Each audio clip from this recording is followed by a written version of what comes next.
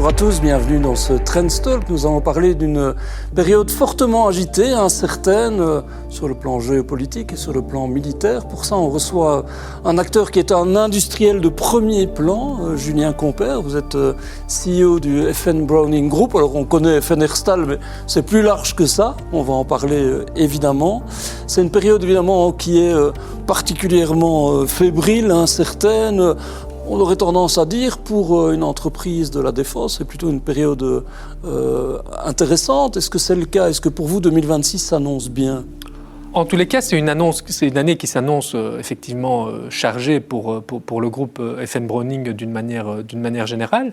On l'a vu déjà en 2025 et on le voit depuis 2022 et les incertitudes dont vous avez parlé sur le plan géopolitique. Depuis la guerre en Ukraine en substance mais... Depuis effectivement l'invasion à grande échelle de l'Ukraine par la Russie, on voit qu'il y a un réinvestissement global de l'ensemble des pays OTAN. Après 30 ans de désinvestissement suite à la chute du mur de Berlin, on a vécu sur ce qu'on a appelé à l'époque les dividendes de la paix.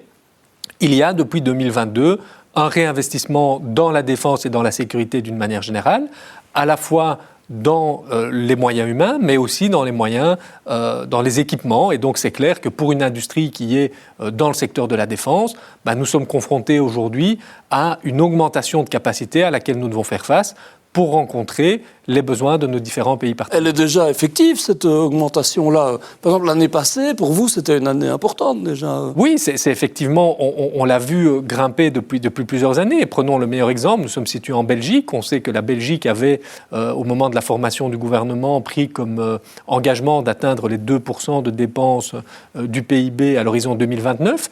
Cet horizon a été réavancé directement sur l'année 2025. Donc c'est clair qu'il y a eu un réinvestissement beaucoup plus prégnant.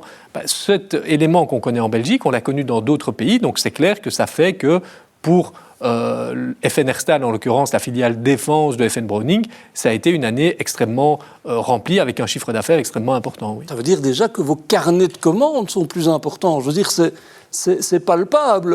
Ah oui, c'est tout à fait palpable. C'est à la fois une augmentation de la capacité de production que nous avons dû réussir. Il y a certains produits où nous avons, depuis 3 ans ou 2 ans, augmenté la capacité par 2, certains par 3, d'autres par 4.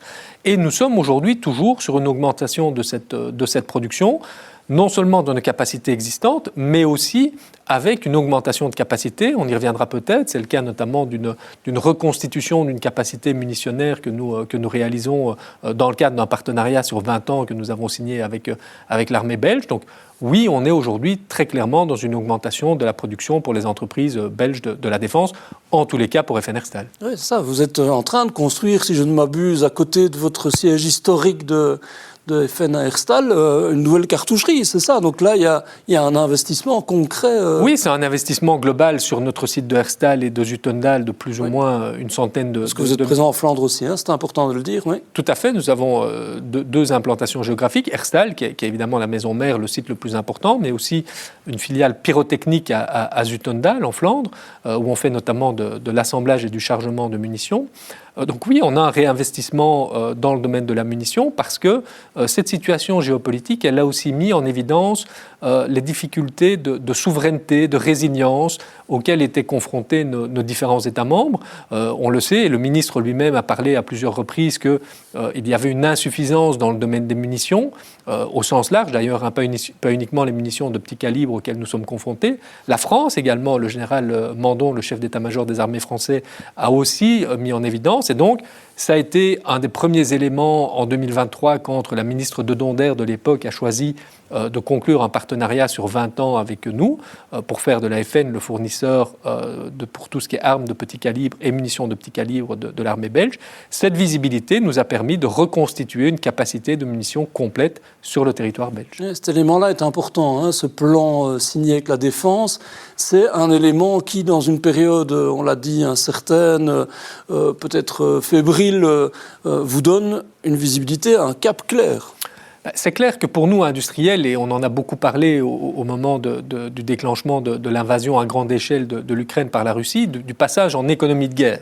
Alors je pense qu'il faut aussi tout de suite différencier ce qu'est une économie de guerre d'être une économie qui n'est pas une économie de guerre. La Russie est en économie de guerre, ça veut dire que tout son appareil de production est tourné vers la défense, ce n'est pas le cas de l'Europe, et tant mieux, je pense qu'on doit s'en réjouir. Par contre, comment est-ce qu'on peut augmenter les cadences pour répondre aux besoins de nos différentes forces armées? Et un des éléments qu'on indiquait à nos différents interlocuteurs à ce moment-là, c'est qu'il y a besoin de visibilité pour un industriel. Il y a une part de risque que nous pouvons prendre, mais ce risque il doit être mesuré, et c'est clair qu'avoir un investissement à long terme, comme on l'a eu avec la Belgique, avec ce partenariat sur 20 ans, nous permet de prendre la décision de dire nous avons suffisamment aujourd'hui de garanties, ou en tous les cas de visibilité, si ce n'est pas des garanties, pour pouvoir décider de réinvestir et de reconstituer une capacité munitionnaire en Belgique, et c'est ce à quoi nous nous attelons aujourd'hui. Vous dites on n'est pas en économie de guerre, et heureusement. Évidemment, en même temps, est-ce qu'on est à la hauteur de l'enjeu? Alors vous allez me dire, parfois on ne sait pas très bien sur quel pied danser. Est-ce que la menace est réelle? Est-ce qu'elle est imminente? Dans quelle mesure? Est-ce qu'on est à la hauteur de la production, du rythme qui est nécessaire par rapport à ce qui est là? Écoutez, c'est très difficile de répondre à cette question de notre part. Je pense que nous, on essaye de jouer notre rôle. Bien sûr, c'est pas vous n'êtes pas les décisionnaires. Mais je pense que tous mes interlocuteurs aujourd'hui dans le domaine de la défense, tous mes collègues essayent de jouer leur rôle. Maintenant, il faut aussi remettre les choses en perspective. On ne peut pas passer de 30 ans de désinvestissement dans le secteur de la défense, ce qui était le cas après la chute du mur de Berlin. Et encore d'ailleurs, encore bien qu'on a pu aller à l'exportation pour aujourd'hui toujours avoir une industrie européenne de la défense avec un appareil productif qui est toujours présent, vous ne pouvez pas passer de 30 ans de désinvestissement à une remontée en cadence du jour au lendemain. Ça nécessite parfois des investissements en machines, ça nécessite aussi des capacités humaines pour pouvoir mener cela à bien. Et donc, je pense qu'il faut aussi être conscient de ces difficultés. Et je trouve que malgré ça, si on prend notre entreprise FN Herstal, 250 millions de chiffre d'affaires en 2022, on sera à plus de 400 millions en 2025, ça prouve quand même qu'il y a une augmentation de la capacité qui est là. Et donc, je pense que chacun, dans son domaine dans l'industrie, essaye de répondre à ce qu'on attend de lui. Est-ce que c'est suffisant? Sûrement pas, mais c'est évidemment avec des challenges auxquels nous essayons de répondre chaque jour. Est-ce que ça se fait au niveau européen? Est-ce qu'il y a une consolidation qui est en cours, qui est nécessaire? Est-ce que c'est à l'échelle européenne qu'il faut envisager l'avenir? Je pense qu'il faut envisager un renforcement de l'Europe de la défense, c'est très clair, je pense que tout le monde s'accorde à insister sur cet élément-là. Un renforcement de l'Europe de la défense à l'intérieur du pilier OTAN. Je pense que, vous savez, nous sommes présents ici également outre-Atlantique et récemment le ministre Franken, au moment de ses vœux qu'il a fait avec le général de la Défense, a aussi réinsisté sur ce lien atlantique et on doit être attentif à le maintenir. Donc oui, la vision, elle doit être européenne. Il y a une consolidation du secteur à laquelle nous essayons d'ailleurs nous aussi à notre échelle de jouer un rôle. Nous avons racheté une société française, Sophisport, présente dans plusieurs pays européens, en France, en Espagne, en Italie, pour renforcer justement cet ancrage européen et essayer de répondre à ce besoin d'avoir une visibilité globale et de créer des champions internationaux au départ de l'Europe. Et ça, je pense que c'est un élément qui est critique aujourd'hui. Alors, l'innovation, j'imagine, est un élément important dans votre industrie. Bon, c'est une anecdote et en même temps c'est important. J'avais visité votre usine il n'y a pas longtemps. On voit le travail qui est fait avec l'intelligence artificielle. Il y a notamment des armes non létales, c'est-à-dire où on travaille maintenant différemment sur les cibles. Et là, vous venez d'en vendre, si je ne m'abuse, à la Défense. Donc ça veut dire qu'il y a aussi de l'innovation, des nouveaux produits, des adaptations aussi aux besoins aujourd'hui. Alors oui, il y a évidemment deux éléments fondamentaux par rapport à ça. Le premier, c'est que le conflit tel qu'on le connaissait précédemment a fortement évolué. Je pense qu'un des grands enseignements du conflit qu'on connaît en Ukraine aujourd'hui, c'est notamment la dronisation des conflits. Et donc, comment est-ce qu'on peut, nous aussi, s'inscrire dans cette évolution, justement, de la manière dont la guerre est aujourd'hui effectuée sur les différents théâtres d'opération. Donc, ça nous a obligés à investir dans tout ce qui est lutte anti-drone, notamment dans comment est-ce que l'intelligence artificielle peut nous aider dans ces domaines-là. Donc, c'est clair qu'il y a là un besoin d'innovation pour répondre à ces nouvelles demandes. Et puis, il est clair aussi que si vous voulez être compétitif à partir de la Belgique, et je rappelle qu'à FN Herstal, nous sommes présents dans une centaine de pays dans le monde à partir de la Belgique, vous ne pouvez être compétitif que si vous amenez de l'innovation. Donc c'est clair que pour nous, c'est aussi, comme vous l'avez dit, à concevoir la mitrailleuse la plus légère du marché. Oui, c'est amener justement cette intelligence artificielle pour ne pas pouvoir viser sur certaines parties du corps et répondre notamment à des préoccupations dans le domaine du maintien de l'ordre et de la sécurité publique. Donc il y a à la fois répondre aux nouveaux besoins auxquels nous sommes confrontés. C'est à ça que sert l'intelligence artificielle, que ce soit pour les caméras sur des lanceurs non létaux, que ce soit dans la lutte anti-drone, et aussi rester un des leaders du marché, ce qui, au départ de la Belgique, se fait grâce à l'innovation. Alors, on reste un peu sur le volet de défense. Après, on abordera tous les autres qui sont importants pour vous aussi. Est-ce qu'il y a encore des obstacles, je pense notamment à toute la législation sur l'exportation des armes, les contrats d'armement, etc. Est-ce que, je pense que vous aviez des demandes par rapport notamment au nouveau gouvernement wallon pour que ça évolue peut-être un peu. Est-ce que là, il y a encore des choses qui doivent s'adapter ? Alors, oui, je pense qu'il y a encore des adaptations à prévoir et on parle beaucoup d'Europe de la défense. Alors c'est clair que l'Europe de la défense, c'est voir comment on peut notamment mieux coopérer en Europe pour pouvoir travailler ensemble. Et dans ce cadre-là, on a des projets notamment qui sont des projets franco-belges. Vous savez, il y a le projet CAMO sur lequel on travaille avec nos collègues français. Donc Arcus fournit le véhicule, nous fournissons les tourellos. Et donc, c'est comment est-ce qu'on répond aux besoins européens ensemble avec les forces et les faiblesses de chacun.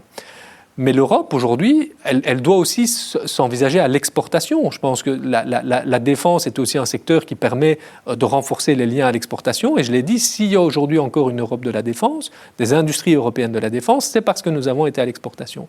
Et c'est clair qu'il faudrait une harmonisation des licences d'exportation au niveau européen. Il faut effectivement une harmonisation des règles parce qu'aujourd'hui, et ça nous est arrivé, ça est arrivé à certains de nos collègues, où nous sommes confrontés à un secteur où nous pourrions notamment exporter un véhicule blindé tel qu'il est aujourd'hui sur les projets belges, avec un véhicule français, un système d'armes belge, on comprendrait mal que la France donne des licences d'exportation pour ce véhicule et que la Belgique ne permette pas l'exportation parce que les règles ne sont pas les mêmes, alors que, objectivement, entre la Belgique et la France, il y a quand même une vision commune. Donc ce que nous demandons, c'est d'avoir une harmonisation des règles, en tous les cas, et une application des règles pour créer cette Europe de la défense, qui n'est pas seulement le marché européen en tant que tel, mais aussi la projection du marché européen à l'extérieur. Et de ce que vous savez, les discussions ont lieu au niveau wallon. Je pense que le ministre-président a indiqué à plusieurs reprises qu'il souhaitait avancer sur le sujet. Après, c'est un sujet complexe, et donc il faut aussi qui reprend plusieurs enjeux, des enjeux économiques, mais aussi des enjeux sociétaux. Donc je pense qu'il faut faire les choses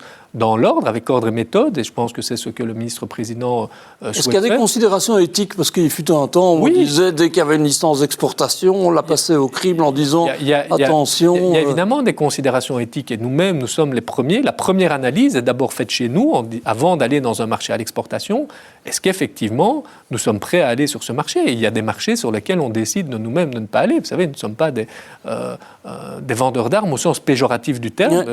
Nous sommes détenus à 100% par la région wallonne. Nous avons des règles de compliance que nous mettons en œuvre. Donc, évidemment qu'il y a des considérations éthiques, évidemment qu'elles doivent être prises en compte lorsqu'il s'agit d'analyser une licence à exportation, comme le sont les critères économiques, les critères de défense, les critères stratégiques.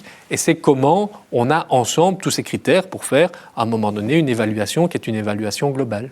Alors, Julien Compère, vous l'avez dit, il y a eu un moment important qui était le rachat de Sophie Sport. Alors, l'idée, là, c'est aussi, vous l'avez dit, de travailler à l'échelle européenne, mais aussi d'être présent, si je ne me trompe pas, dans un marché qui est plus des armes de loisirs, de chasse, c'est bien ça, et quelque part d'être moins sujet à l'incertitude des contextes géopolitiques, c'est ça? Alors, il y a effectivement plusieurs raisons derrière l'acquisition de Sophie Sport.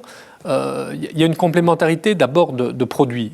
Nous faisons des armes militaires, nous faisons des munitions militaires, nous faisons des armes de chasse.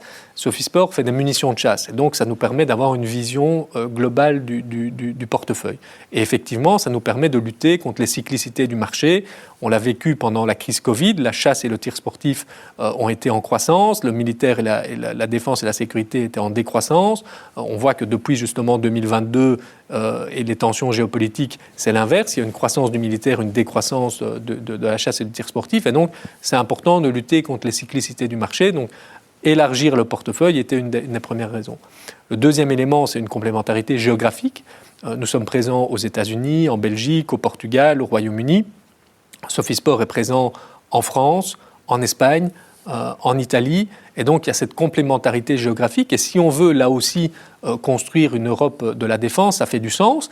Et faire des liens également entre le militaire et la chasse et le tir sportif. Pour donner un exemple, et j'en parle parce qu'il y a une communication par les autorités elles-mêmes, la France souhaite aussi se redoter d'une capacité de munitions de production de petit calibre. Il est clair que le fait d'avoir la compétence de FN dans les munitions militaires avec les sites industriels de Sophisport présents sur le territoire français fait qu'on a un dossier qui peut être plus utilement présenté aux autorités françaises. C'est pas encore décidé, ça. C'est pas encore décidé. Et enfin, le troisième élément qui est très important, c'est aussi la verticalisation de la chaîne de production. On l'a vécu notamment au début du conflit en Ukraine. Vous savez, il y a eu des tensions sur les composants. D'ailleurs aussi pendant la crise Covid. Pendant la crise Covid, il y avait des tensions sur notamment les composants semi-électroniques. Au début de la crise en Ukraine, c'était sur la poudre. Il y avait une insuffisance de poudre propulsive. Or, il se fait que Sophisport est propriétaire d'une poudrerie en France également, et donc ça nous permet de verticaliser potentiellement la chaîne de production. Et donc cette complémentarité de produits, cette complémentarité géographique et cette verticalisation de la chaîne de production sont les trois éléments principaux qui ont motivé cette acquisition. Et puis aujourd'hui, comme je l'ai dit, les frontières deviennent un peu... ne sont plus aussi fortes que ça entre d'un côté la chasse, le tir sportif, de l'autre le militaire. On parlait tout à l'heure de dronisation des conflits. On sait qu'aujourd'hui, notamment pour le fantassin, en dernier recours, c'est un fusil de chasse qui est utilisé pour pouvoir lutter contre la menace des drones, et ce fusil de chasse avec des cartouches de chasse, et ça nous permet là aussi de venir avec une solution complète que nous pouvons offrir à nos partenaires des forces armées. Comment ça se passe, l'intégration comme ça de deux entités? C'est naturel, c'est complémentaire, vous le dites, c'est du travail? Alors c'est effectivement du travail, mais je pense qu'on avait fait un travail préalablement justement de voir dans quelle mesure il y avait cette complémentarité dont j'ai parlé. Il y a aussi une complémentarité culturelle qui est très importante. Je pense que c'est la première fois que le groupe FN Browning réalise une acquisition de cette taille. Et donc, on a aussi regardé avoir une complémentarité, je l'ai dit, culturelle. Et c'est clair qu'on la retrouve aujourd'hui.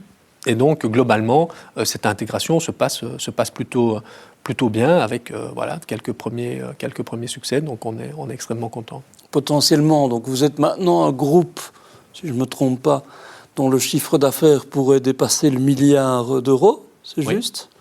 Ça veut dire quelque chose pour vous, ou bien c'est un cap purement symbolique ou Alors, je pense qu'il faut effectivement, donc oui, de manière consolidée entre Sophisport et nous, une fois qu'on aura des années complètes, on devrait faire 1,3 milliard de chiffre d'affaires ensemble. Alors, est-ce qu'effectivement, il ne faut pas s'arrêter à la symbolique du milliard en tant que tel, mais je pense que ça veut dire aussi que dans le domaine de la consolidation européenne, vous savez, on met trop souvent en évidence le fait qu'en Europe, on a une multiplicité de plateformes comparées aux États-Unis. Je pense que ça montre aussi que nous souhaitons jouer ce rôle de consolider notre secteur, et je pense que c'est toujours mieux pour une entreprise. Et d'harmoniser quelque part. Et d'avoir cette vision, de nouveau, cette vision globale. Il est clair que si demain, en plus du dossier belge de production de munitions, nous pouvons nous positionner sur le dossier français et avoir à un moment donné, c'est clair qu'il y aura des synergies aussi là-dedans, puisque on ne va pas tout dupliquer dans les deux pays, donc on renforce aussi la coopération. Ça ouvre des marchés, mais ce n'est pas que ça, c'est aussi... oui, c'est aussi d'avoir cette vision industrielle et de se dire comment est-ce qu'on a une vision européenne des choses. Vous savez, on est passé d'un secteur où peu de gens se préoccupaient de savoir d'où venaient, prenons notamment les munitions, on achetait des munitions au Brésil, etc. Aujourd'hui, on passe parfois dans un schéma où chacun voudrait avoir sa propre petite capacité de munitions ou de fabrication d'armes chez lui. Je pense qu'on doit être extrêmement prudent à cela et à ne pas reconstruire des surcapacités au niveau européen. Et je pense qu'avoir des groupes qui ont justement cette vision européenne, qui sont capables également aussi d'avoir des retombées économiques dans certains pays, parce qu'il est logique que les autorités publiques soient à un moment donné demandeuses de retombées économiques, eh bien ça fait du sens. Vous savez, quand vous avez un groupe américain, il n'est pas dans un seul État américain, il a des opérations, parfois en Caroline du Sud, dans l'Arkansas, en Californie, dans le Nord, mais il a une vision américaine, mais il peut ramener du retour industriel un peu partout. C'est un peu la même chose chez nous, on est un groupe européen avec des opérations dans plusieurs pays, ce qui peut amener des retours industriels. Ce qui est formidable, c'est que ça donne... Je sais qu'il y a des discours dans ce sens-là au niveau politique, mais que les industriels tracent la voie. En fait, quelque part, vous montrez le chemin. Oui, je pense qu'on essaye en tous les cas de montrer le chemin vers la consolidation du secteur. Oui, je pense qu'en tous les cas, et j'ai eu l'opportunité de le dire à certains débats que j'ai faits, je pense qu'aujourd'hui, le frein, il n'est pas chez les industriels sur la consolidation de l'Europe de la défense. Je pense que, voilà, on voit quand même une consolidation du secteur. On entend des choses se discuter sur le volet franco-allemand. On sait aussi qu'il y a des difficultés parfois. Mais je pense notamment sur les avions de combat, voilà, ce n'est pas votre sort. Mais... Non, mais je pense qu'aussi en Belgique, vous savez, on sait qu'on est un pays relativement modeste. On a des compétences dans le domaine des armes de petit calibre grâce au groupe FN Browning. Essayons de nous projeter sur le niveau européen avec ces compétences. En même temps, vous l'avez dit aussi, la FN reste avec un capital public de la Wallonie. C'est important, ça veut dire que ça solidifie. D'ailleurs, si je ne m'abuse, Wallonie Entreprendre a participé à une recapitalisation de la FN, notamment dans le cadre des investissements. Oui. Donc, c'est quoi ça solidifie votre démarche? Ça apporte plusieurs choses. Tout d'abord, le secteur de la défense est un secteur qui est profondément régalien, c'est-à-dire qui touche évidemment à ce qui est l'élément le plus intimement lié à un État, qui est la défense de l'État. Et donc, ça vous crédibilise vis-à-vis des partenaires de savoir que vous avez un actionnaire qui est un actionnaire étatique. Et de nouveau, ce n'est pas une particularité belge. Vous regardez dans le nord de l'Europe, des collègues de Kongsberg, de Patria, de Nammo, ils ont tous un actionnariat peu ou prou qui est étatique, en France également. Donc, ce n'est pas quelque chose qui est totalement anormal. Donc, ça vous crédibilise vis-à-vis de vos partenaires étatiques. Ça vous donne aussi une vision du temps long. Et ça, je pense que c'est un élément important parce qu'à un moment donné, vous devez avoir ce temps long. Quand vous êtes un industriel, vous ne devez pas regarder les résultats au troisième trimestre, mais vous devez regarder la vision que vous avez. Et c'est aussi cette vision longue qui nous permet aujourd'hui d'investir pour les prochaines années. Mais c'est aussi un investisseur qui nous supporte, et vous l'avez dit, lorsqu'on a eu cette acquisition de Sophie Sport, ces investissements qu'on doit faire aujourd'hui pour sécuriser la fabrication de munitions, mais ils ont répondu présent. Donc c'est un actionnaire qui supporte. Après, on joue notre rôle aussi d'entreprise, on est bénéficiaire, on paye un dividende chaque année à l'actionnaire, et donc je pense que ça montre qu'on est géré comme une entreprise purement privée. Donc a priori, ça a vocation à perdurer. Enfin, je dirais, il n'est pas question à un moment... C'est pas à moi de me positionner par rapport à ce sujet-là, et je pense que le ministre Joly lui-même a dit qu'il n'y avait pas de raison de changer significativement. Maintenant, si demain on fait des investissements, qu'il y a besoin d'une augmentation de capital parce qu'on veut continuer cette consolidation, on discutera avec l'actionnaire de voir quelle est la meilleure manière de le faire. Julien Compère, on a l'impression que cette industrie qui était, vous avez dit tout à l'heure, sans être péjoratif en parlant de marchands d'armes, c'est vrai que c'était une industrie qui avait une image qui n'était pas toujours positive, ou en tout cas on était un peu suspicieux à son égard. On se rend compte aujourd'hui que c'est stratégique, que c'est important pour notre souveraineté et pour notre sécurité. Est-ce que vous sentez ce changement d'image? Oui, je pense qu'on sent le changement d'image. Et récemment, lors de ses vœux, de nouveau, le ministre de la Défense, Theo Franken, et le chef de la Défense, le général Van Sina, ont indiqué que c'est vrai qu'il y avait cette différence de perception de la part du grand public, de la part de tout le monde, mais de la part des médias aussi. Bien sûr. On s'est rendu compte de l'importance. Vous savez, j'ai coutume de dire qu'il n'y a pas de paix sans sécurité, il n'y a pas de sécurité sans défense, et il n'y a pas de défense sans industrie de la défense. Et je pense qu'aujourd'hui, vu les temps troublés qui sont les nôtres, et je pense que, vous savez, moi qui avait 12 ans au moment de la chute du mur de Berlin, je pense qu'on n'imaginait pas à ce moment-là revivre une situation telle qu'on est aujourd'hui. Je pense qu'aujourd'hui, chacun mesure l'importance du rapport de force, et que dans le rapport de force militaire est un rapport de force important, et que pour que ce rapport de force militaire puisse jouer, il faut aussi avoir une industrie de défense propre, européenne, qui garantit la souveraineté de l'Europe. Vous avez aussi joué la transparence. Quelque part, je ne vais pas dire que c'est vous, mais enfin, en tout cas, vous n'hésitez pas à communiquer, à expliquer. C'est pas évident. Avant, on parle de la défense comme de la grande muette, et l'industrie était aussi un peu fermée. C'est un choix délibéré, ça? Oui, c'est un choix délibéré. Je pense qu'on doit être en mesure d'expliquer ce qu'on fait. Comme j'ai dit, on fait les choses correctement, on respecte les règles, on respecte voilà, on a un code de conduite qu'on suit, et je pense que oui, c'est important de pouvoir expliquer. On est une entreprise, par ailleurs, publique, détenue par les pouvoirs publics, donc vous savez, si je ne peux pas devant vous expliquer ce que je fais, je dois pouvoir aussi me l'expliquer à moi-même. Donc quelque part, je dois pouvoir venir à un moment donné, l'assumer, et c'est ce qu'on fait, c'est ce qu'on a décidé de faire. Est-ce que vous êtes un grand commis de l'État? Parce que on s'est connus à une époque où vous étiez à la tête des hôpitaux dans la région liégeoise. Oui. Vous avez traversé la crise du Covid, donc oui. vous savez gérer des crises. C'est quoi? C'est une vocation chez vous?